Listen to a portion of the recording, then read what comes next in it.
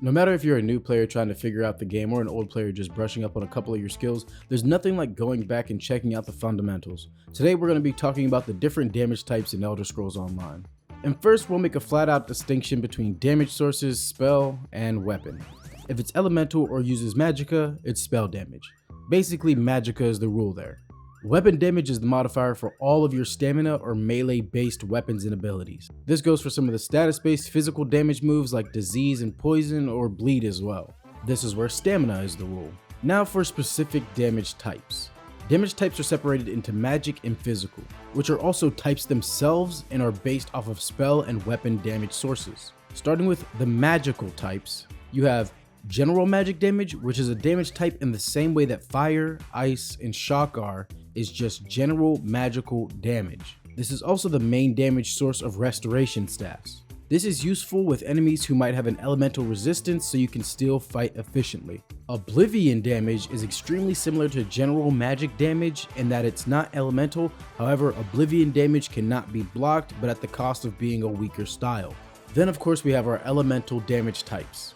Fire damage, like many of the elemental types, is pretty self-explanatory.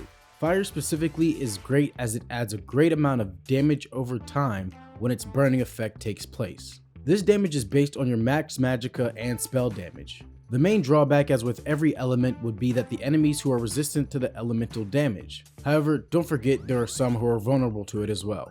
Frost damage not only attacks health, but it also slows the target's movement speed, and if it adds the chilled effect, it will cause more damage as well as make the enemy more vulnerable to other frost abilities. Frost damage can also lower the amount of damage that an enemy can actually put on you. Shock damage, on the other hand, is another perfect addition for DPS characters because its effect, concussed, makes the target more vulnerable to shock damage of course, and it increases the damage that the enemy takes overall from other attacks. Now those are all magical types, but if it's an enchantment on your sword, then your damage is still weapon based. The enchantments are just a cherry on top, unaffected by attributes. Spell damage is for magicka abilities and staffs, not enchantments. Next up we have our physical damage area.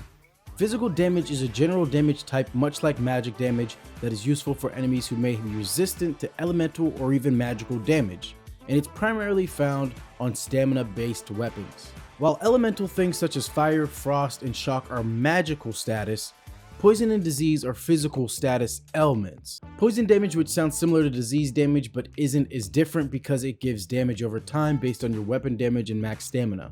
Disease damage is specific physical type damage that can add disease status, lowering the amount of healing the target's able to receive. Let's say an ability gives 100 health. With a disease status that lowers the healing received by 10%, that person now gets 90 health from that ability. So if I was looking to do damage, I would pick poison. If I was looking to be supportive, I would pick disease. Bleed damage is another physical damage type that does damage over time and also lowers the target's max health from its hemorrhaging effect. And it can be countered if your character has a good physical resistance. ESO can seem super overwhelming, so as I learn, I try to keep each tutorial simple and easy to digest or remember. Thank you, be safe out there, and much love.